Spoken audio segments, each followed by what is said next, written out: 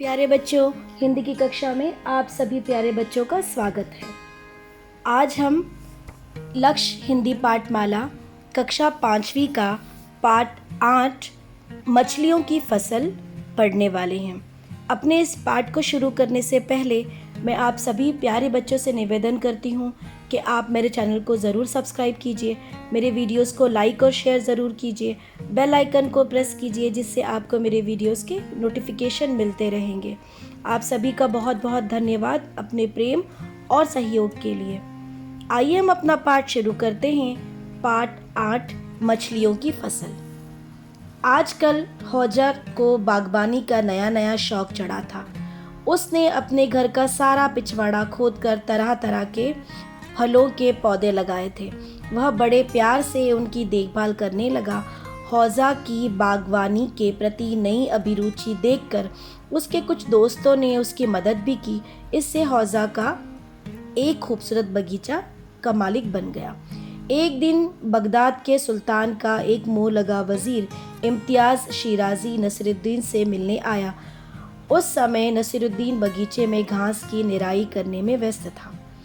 क्यों नसीरुद्दीन जी, सुना है आजकल आप अच्छे खासे माली बन गए हो, पर यहाँ तो मुझे नए किस्म के पौधे न के बराबर दिख रहे हैं। शिराजी ने मजाक उड़ाते हुए कहा। ओह शिराजी साहब, आइए आइए, देखिए मुझे जो जो बीज मिलते हैं मैं बो देता हूँ। अब नए पौधों के बीज न मिले तो भला मैं क्या करूँ? हौजा ने गंभीरता से कहा। तभी तो मैंने पूछा, नए बीज मैं दे सकता हूँ, पर मुझे शक है कि तुम उन्हें उगा सकोगे। आप शक न करें, मैं हर तरह के बीज उगा सकता हूँ। प्यारे बच्चों, मछलियों की फसल यह कहानी मुल्ला नसरुद्दीन की है और मुल्ला नसरुद्दीन की बहुत सारी कहानियाँ भी आपने दूसरी पढ़ ली होंगी। तो इस पाठ में मुल्ला नसरुद्दीन को बागवानी का यानी गार्डनिंग का नया नया शौक चढ़ गया है और उन्होंने अपने घर के पीछे के साइड में बहुत सारे फलों के पौधे प्लांट्स लगा दिए हैं और उनकी बहुत देखभाल भी कर रहे हैं। और उनकी ये अभिरुचि, उनका इस इंटरेस्ट को देखते हुए उनके दोस्तों ने, उनके फ्रेंड्स ने भी उनकी इसमें मदद की और इस तरह एक बहुत ही खूबसूरत सा बगीचा, बहुत ही ब्यूटीफुल सा एक बाग तैयार हो गया है। और एक दिन जो है बगदाद के सुल्तान का एक मुंह बोला वजीर मिनिस्टर इम्तियाज़ शिराजी जो है नसरुद्दीन से मिलने आते हैं और उस समय मुल्ला नसरुद्दीन जो है वो अपने बगीचे की घास की निराई कर रहे थे, यानी जो अनवांटेड ग्रास वगैरह होती हैं उसे काट रहे थे। काफ़ी व्यस्त थे, बिजी थे। नसरुद्दीन जी को जब यह काम करते उन्होंने देखा शिराजी जी ने, तो एक प्रकार का उनका मजाक उड़ाते हुए उन्होंने कहा कि आपने तो कोई ख़ास ऐसे पौधे नहीं लगाए, ये बहुत ही आम से पौधे हैं जो हर जगह मिल जाते हैं। नसरुद्दीन आंसर करते हैं, उन्हें रिप्लाई करते हैं कि मुझे जो भी मिलता है वह बीज में अपने बगीचे में लगाता हूँ, बो देता हूँ और उसी से पौधे आ रहे हैं। अब अगर कोई ख़ास मुझे कुछ देगा तो मैं ज़रूर लगाऊंगा। इस पर शिराजी जी कहते हैं कि मैं दे सकता हूँ, पर मुझे ये शक है, ये डाउट है कि क्या तुम उसे उगा सकोगे। तो मुल्ला नसरुद्दीन कहते हैं कि आप इसमें कोई डाउट ना कीजिए, आप मुझे बीज दीजिए और मैं उसे लगा सकता हूँ। तो आइए पाठ का अगला भाग पढ़ते हैं। तब तो कल सवेरे अपने नौकर के हाथों मैं वह नायाब किस्म के बीज तुम्हारे घर भिजवा दूंगा। अगले सुबह शिराजी का एक नौकर एक पोटली लेकर आया और नसरुद्दीन को देते हुए बोला, हमारे मालिक ने यह बीज दिए हैं और इन्हें बड़ी हिफाजत से उगाने को कहा है। जब पौधे बढ़ने लगेंगे तो वह खुद आकर देखना चाहेंगे। ज़रूर ज़रूर, नसरुद्दीन ने कहा और एक बीज परखने के लिए मुंह में डालकर उसे कुतरा। वह समझ गया कि शिराजी ने उसका मजाक उड़ाया है। दरअसल शिराजी ने बीजों की बजाय मछलियों के सुखाए गए अंडे भेजे थे। यह देखकर नसरुद्दीन को गुस्सा आया, लेकिन शिराजी से टकराना सुल्तान से टकराने के बराबर था। इसीलिए नसरुद्दीन उसे यथा समय सबक सिखाने का निश्चय करके उस समय चुप रह गया।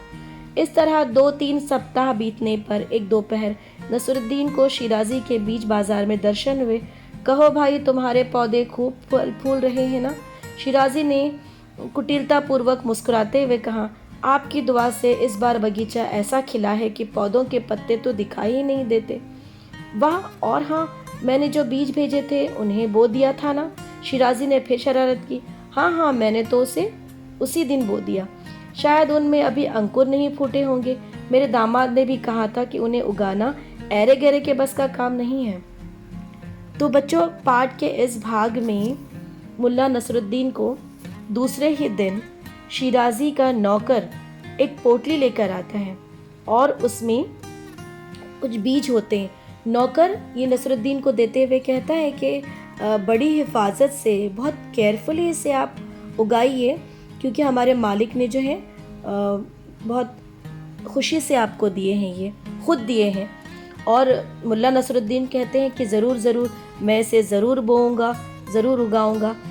लेकिन जैसे ही मुल्ला नसरुद्दीन उस बीज को परखने के लिए अपने मुंह में डालते हैं तो उन्हें समझ में आ जाता है कि वह कोई बीज नहीं है, वह मछलियों के, फिश के अंडे हैं, ड्राई अंडे हैं वो। और उन्हें देखकर नसरुद्दीन को बहुत गुस्सा तो आता है, लेकिन शिराजी जो हैं वो सुल्तान के ख़ास मिनिस्टर हैं और उनसे टक्कर लेना मुल्ला नसरुद्दीन के लिए ठीक नहीं है। इसीलिए मुल्ला नसरुद्दीन सोचते हैं कि इन्हें दूसरे तरीके से मैं सबक सिखाऊंगा, इसलिए वो चुप रहे। और कुछ सप्ताह के बाद, कुछ वीक के बाद वह शिराजी से मिलते हैं बाज़ार में, मार्केट में, और शिराजी से उनकी बात होती है। शिराजी बहुत कुटिलतापूर्वक, बहुत ही अजीब तरीके से मुस्कुराते हुए उनसे पूछते हैं कि आपकी बागबानी कैसे चल रही है, गार्डनिंग कैसे चल रही है, और मैंने जो आपको बीज भिजवाए थे उनको आपने बो दिया है, उनका क्या हुआ? मुल्ला नसरुद्दीन कहते हैं कि हाँ, वह तो मैंने बो दिए थे। इस पर शिराजी कहता है कि उनको उगाना कोई आसान बात नहीं है, और मेरे दामाद जो हैं उन्होंने कहा है कि इन्हें उगाना ऐरे गैरे के बस की बात नहीं है। तो बच्चों, आगे का भाग हम पढ़ते हैं। लेकिन मैं भी साधारण माली नहीं हूँ। उचित प्रकार का खाद और पर्याप्त पानी डालकर बीज बो दे तो सब तरह के बीजों से अंकुर फूटने चाहिए। आपने जो बीज भेजे थे उनमें भी अभी अंकुर फूट रहे हैं, पर उन्हें कीड़े और धूप न लगे इसलिए मैंने उन पर उपले ढक दिए हैं। आप कल सवेरे आकर खुद देख सकते हैं। शिराजी का चेहरा पीला पड़ गया। लाहौल विला, अच्छी बात है, तो मैं कल ज़रूर आऊँगा, वह बोला। अब नसरुद्दीन सीधे मछलियों की दुकान पर पहुँचा। उसने किलो भर छोटी छोटी मछलियाँ खरीदी और घर वापस आ गया। फिर उसने उन मछलियों को अपने बगीचे की खाली ज़मीन में ले जाकर कुछ इस तरह से पंक्तियों में आधा आधा गाड़ दिया कि उनके मुंह ज़मीन से ऊपर दिखाई देने लगे, और फिर उन पर उपले ढक दिए। दूसरे दिन शिराजी सुबह सुबह नसरुद्दीन के घर जा पहुंचा। नसरुद्दीन उसे अपने बगीचे में ले गया और उपलों से ढकी फसल दिखा दी। उसने जैसे ही उपले उठाए, मछलियों के मुंह यूं दिखाई दिए जैसे जमीन से उगकर आए हों। यह दृश्य देखकर शिराजी का सिर चकरा गया। वह चकित होकर बोला, कमाल है, क्या यह चमत्कार है? प्यारे बच्चों, जैसे कि हम जानते हैं कि शिराजी ने कोई बीज नहीं भेजे थे, उन्होंने तो मछलियों के अंडे भेजे थे। तो उनसे पेड़ पौधे कैसे उग सकते हैं? और यही बात जो है मुल्ला नसरुद्दीन को समझानी थी शिराजी को। तो उन्होंने कहा कि कोई बात नहीं, अगर बीजों को पर्याप्त मात्रा में पानी और खाद मिल जाए तो पौधे ज़रूर आते हैं। और इसीलिए आप जो हैं, आप घर आकर देखिए कि आपके भेजे हुए बीज जो हैं वो भी उग रहे होंगे। तो मैंने उन्हें ढक कर रखा है। यह सुनकर शिराजी का चेहरा जो है बिल्कुल पीला पड़ गया। वह बिल्कुल शॉक हो गया कि ये कैसे हो सकता है, बिल्कुल ये पॉसिबल ही नहीं है कि मछलियों के अंडों से पौधे कैसे आ सकते हैं। मुल्ला नसरुद्दीन सीधे जो है वो मछलियों की दुकान पर गए और उन्होंने छोटी छोटी मछलियाँ खरीदी किलो भर, और उन्हें जाकर अपने बगीचे में खाली ज़मीन पर लगा दिया। इस तरह पंक्तियों में लगाया कि आप चित्र में देख सकते हैं कि उनके मुंह जो है वो ज़मीन के अंदर थे, और फिर उन्हें ढक लिया। दूसरे दिन शिराजी सुबह सुबह नसरुद्दीन के घर पहुँचे और नसरुद्दीन उन्हें बगीचे में ले गए।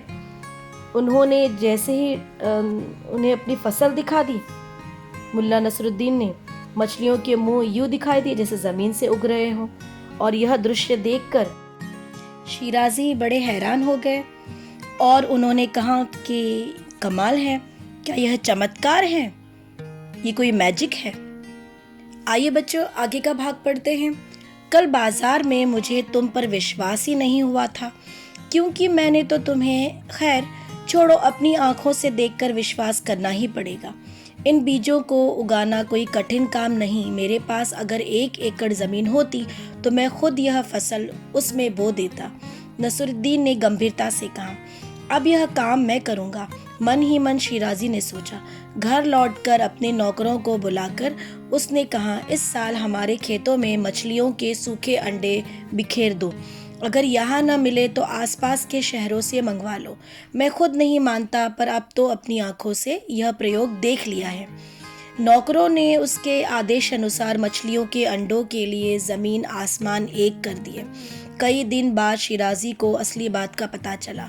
वह समझ गया कि नसरुद्दीन ने उसे अपना मजाक उड़ाने के बदले में भरपूर बेवकूफ़ बनाया है। वह खून का घूंट पीकर रह गया। यह खबर सारे शहर में भी फैल गई। जहाँ कहीं भी बाहर शिराजी दिखाई देता, लोग मुंह छिपाकर हंसने लगते।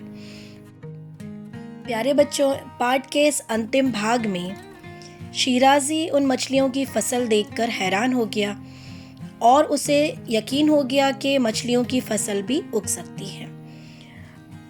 मुल्ला नसरुद्दीन ने गंभीरता से कहा कि इन बीजों को उगाना कोई कठिन बात नहीं है। अगर मेरे पास 1 एकड़ भी ज़मीन होती तो मैं खुद ये फसल उगाता। शिराजी ने मन ही मन में कहा, अब यह काम मैं करूँगा। और उसने अपने सारे नौकरों को बुलाकर कहा कि इस साल हम मछलियों के सूखे अंडे जो हैं उनको अपने खेतों में बोएंगे और वो फसल करेंगे। और इसके लिए जहाँ से भी आपको अंडे लाने पड़े, मछलियों के सूखे अंडे, आप लेकर आओ। और नौकरों ने उसके आदेश अनुसार जो उन्होंने ऑर्डर दिया था, मछलियों के अंडों के लिए ज़मीन और आसमान एक कर दिए। ज़मीन और आसमान एक करना बच्चों यानी अपनी पूरी कोशिश करना, बहुत मेहनत करना। तो उन्होंने पूरी मेहनत की, मछलियों के अंडे जमा किए और उन्होंने बोए भी। असली बात का पता शिराजी को बहुत देर के बाद पता चला, कई दिनों के बाद। और वह समझ गया कि मुल्ला नसरुद्दीन ने उसका मजाक उड़ाने के बदले उसे बेवकूफ़ बनाया।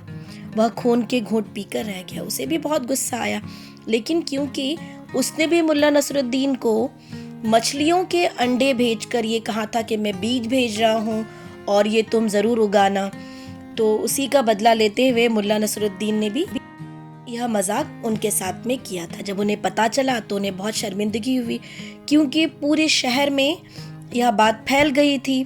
और जो शिराजी ने जो बेवकूफ़ी की, मछलियों के अंडे बोए, और सारा शहर जो है जब भी शिराजी को देखता तो वो मुँह छिपाकर हंसने लगता। तो प्यारे बच्चों, हम सभी को पता है कि मछलियों की फसल कभी भी नहीं उग सकती।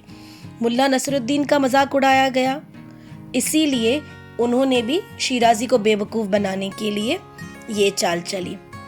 तो प्यारे बच्चों, उम्मीद है कि आपको ये कहानी पसंद आई होगी। इस कहानी के माध्यम से बच्चों हमने यही सीखा कि हमें दूसरों का मजाक नहीं उड़ाना चाहिए, दूसरों को बेवकूफ़ नहीं बनाना चाहिए, दूसरों को नीचा दिखाकर हम कभी भी ऊपर नहीं उठ सकते। तो प्यारे बच्चों, अपने जीवन में जो है सभी से प्रेम कीजिए, अपने मित्रों से एक दूसरे की मदद कीजिए, खूब मेहनत कीजिए, माता पिता का कहना मानिए, सफलता आपको ज़रूर मिलेगी। धन्यवाद।